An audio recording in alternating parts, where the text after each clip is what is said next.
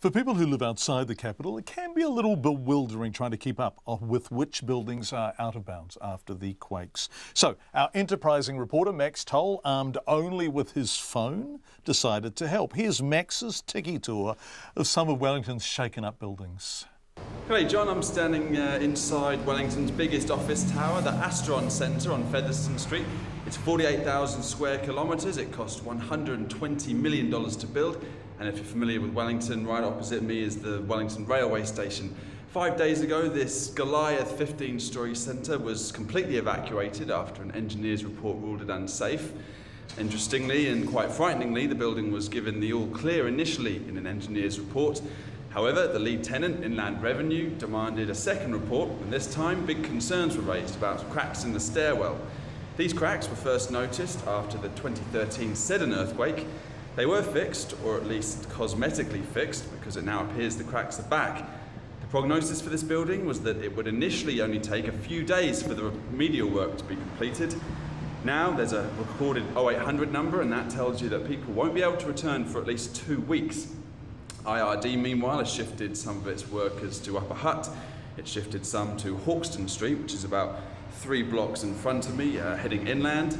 It is believed this building is safe and that its stairs wouldn't pancake in a strong aftershock, but at the moment, its owners are saying it's better to be safe than sorry. Well, I'm now walking down Wakefield Street, which is about 20 minutes across town from the Astron Centre. If you're familiar with Wellington, this is the street where the City Council buildings are located.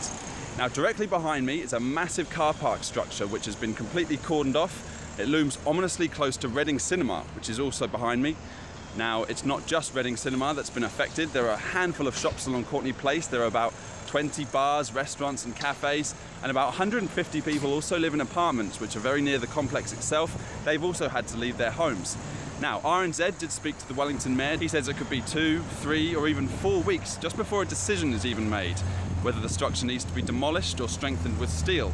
Look, I can laugh about not being able to go to the movies, but for hundreds of people, they need this complex to reopen as soon as possible. This is my last stop, Farmers on Cuba Street. Cuba Street's of course home to the world famous bucket fountain, or at least New Zealand famous bucket fountain. Now, Farmers has been closed since straight after the earthquake. The company, it says it's still waiting for a decision by its engineers on whether it's okay to reopen. You can look inside, there are a few mannequins scattered around the place. I walked past the day after the earthquake and there were 2 mannequins lying in a very unfortunate and suggestive position. I'm not sure if that was the quake's doing or a couple of lowbrow vandals. Either way, they've now been moved. Now, of course, Farmers, the Astron Centre, Reading, they're not the only buildings affected in Wellington. There are a handful more that have been cordoned off. Of course, 61 Molesworth Street, that's being demolished as we speak. The government will extend its support for stakeholder businesses to the capital.